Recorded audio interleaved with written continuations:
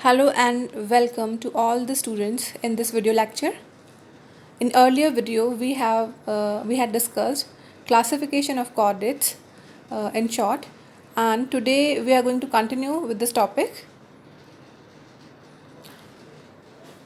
Classification of Chordata phylum Chordata के बारे में हमने पढ़ा था कि इसमें चार मुख्य लक्षण होते हैं इसके प्राणियों में: presence of notochord, presence of dorsal tubular nerve cord, presence of pharyngeal gill slits and presence of a post anal tell.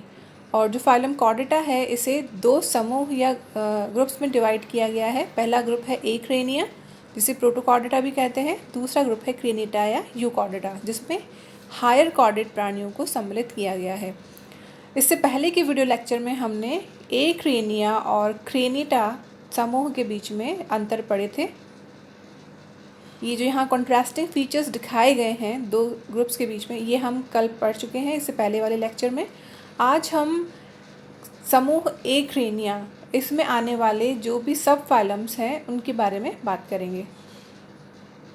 एक्रेनिया या प्रोटोकॉर्डेटा, जो कि लोअर कॉर्डेट्स हैं जिनमें हेड और स्केलेटन बिल्कुल ढंग से डेवलप नहीं है या वेल डेवलप नहीं है, इस ग्रुप को आगे तीन फाइलम्स में डिवाइड किया गया है। पहला सब फाइलम है हेमीकॉर्डेटा। हेमी से अर्थ है हाफ और chordata means cord. It means जो भी इस सब फाइलम के मेंबर्स होंगे उनमें जो नोटोकॉर्ड है उसका साइज़ बहुत छोटा होता है और वो किसी एक बॉडी के एरिया तक ही सीमित होती है। इस ग्रुप में जो भी आते हैं उनकी बॉडी तीन भागों में डिवाइडेड होती है: प्रोबोसिस, कॉलर एंड ट्रंक। और इनमें नोटोकॉर्ड हम कह सकते हैं कि डाउटफुल होगी या शॉर्ट होती है और सिर्फ प्रोबोसिस तक ही कन्फाइंड होती है। यहाँ पर नीचे आपको दिखाया गया है ब्राउन कलर में जो स्ट्रक्चर है, ये बैलिनोग्लॉसस का है। इसमें जो प्रोबोसिस, कॉलर और ट्रंक डिवाइड की गई है, इसमें प्रोबोसिस में नोटोकॉर्ड प्रेजेंस होती है। अब जो सब फाइलम हेमीकॉर्डेटा है, इसे आगे दो क्लासेस में डिवाइड किया गया है। पहली इसकी क्लास या पहला वर्ग है एंटेरोपन्यूस्टा। एंटेरोपन्यूस्टा शब्द का अर्थ है गट ब्रीदर। इसका मतलब इनमें जो गट एरिया है या फेरिंग्स वाला एरिया है उसमें बहुत सारे छिद्र पाए जाते हैं जिनकी सहायता से ये रेस्पिरेशन करते हैं।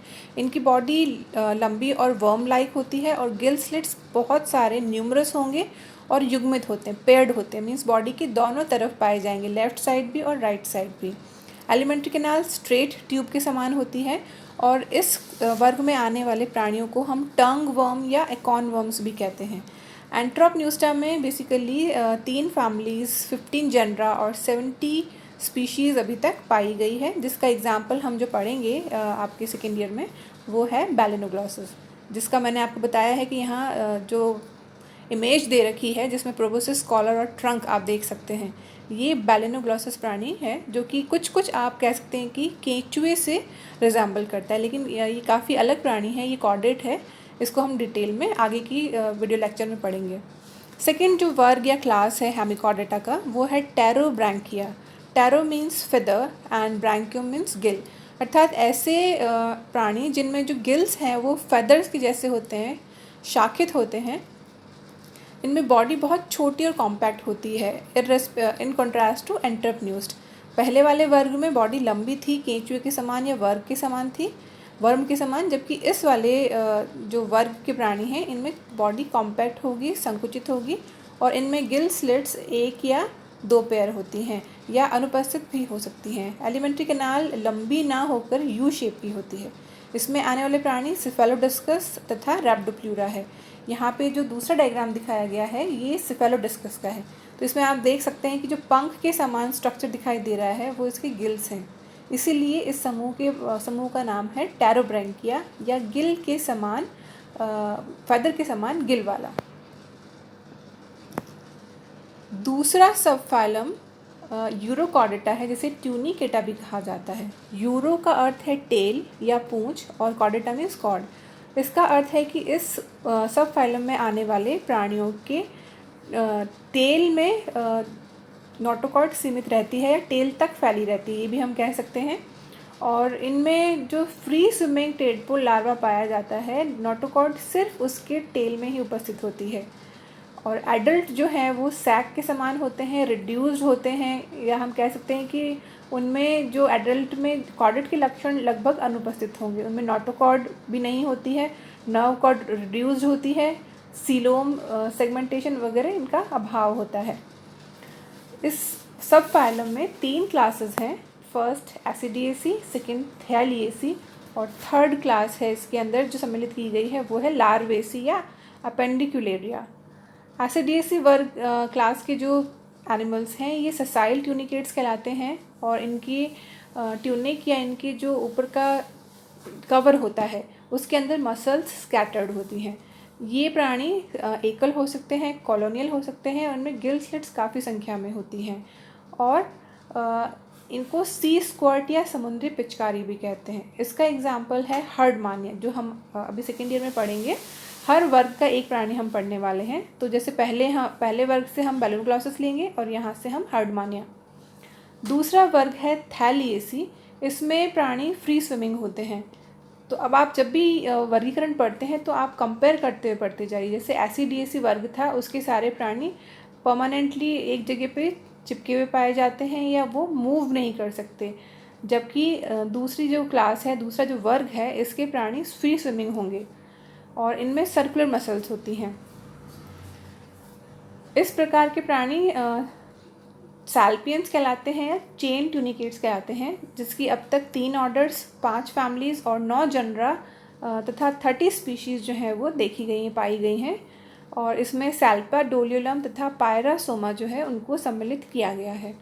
तीसरा इसका वर्ग जो है वो लार्वेसी है। लार्वेसी के प्राणी बहुत छोटे, ट्रांसपेरेंट और फ्री फ्लोटिंग होते हैं। आपको यहाँ फ्री स्विमिंग तथा फ्री फ्लोटिंग में डिफरेंस समझना होगा। फ्री स्विमिंग जो कि अपने खुद के एफर्ट से, अपने खुद के प्रयासों से स्विमिंग कर रहे हैं पानी के अंदर वाटर करंट में, जबकि फ्री फ्लोटिंग अपने एफर्ट्स नहीं लगा सकते या इतने छोटे होते हैं कि वो जो वाटर करंट है उसमें बिल्कुल हेल्पलेस होते हैं और वो सिंपली सिर्फ फ्लोट करते हैं। लार्वेसी वर्ग के प्राणियों में जो एडल्ट होते हैं उनमें लार्वल फीचर्स रिटेन रहते हैं, जिसमें से टेल भी एक फीचर है। इनमें गिल स्लिट्स केवल 2 पाई जाती हैं। ट्यूनिक जो है वो लाइफ लॉन्ग इसमें प्रेजेंट नहीं रहता, कवर नहीं करता इन्हें। इस वर्ग में 2 ऑर्डर्स, 2 फैमिलीज़, 5 जेनरा और 3 स्पीशीज़ इंक्लूड की गई हैं, जिनमें ऑर्कोप्लूरा एंड अपेंडिकुलरा है। Now the third and the last phylum of group एक्रेनिया।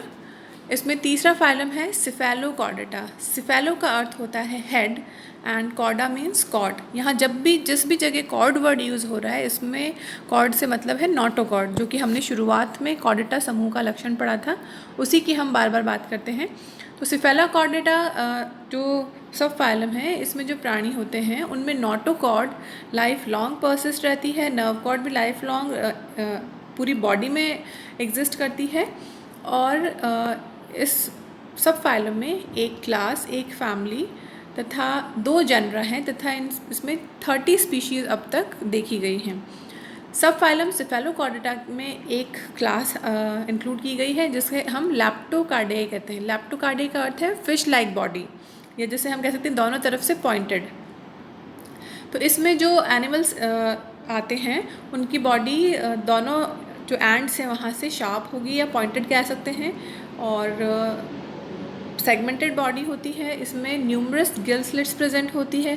ये फ्री स्विमिंग तथा बरोइंग होते हैं, मीन्स बिल बना के रहते हैं मराइन एरिया में, और इनको हम लैंसेट्स भी कहते हैं। इसका एग्जाम्पल है ब्रैंकियोस्टोमा या एम्फियोक्सिस।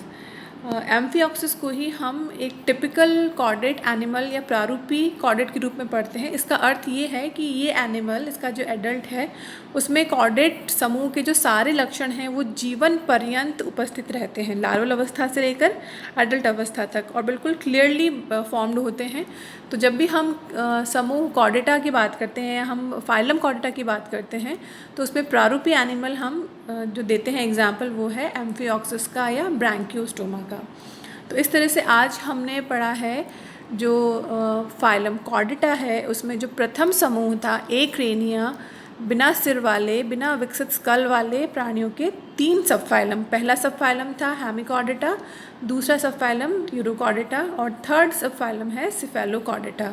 तो इसके बाद की जो वीडियो लेक्चर होंगे उसमें हम जो ग्रुप यूकॉर्डेटा है उसके बारे में डिस्कस करेंगे। Thank you and a very good day to all of you.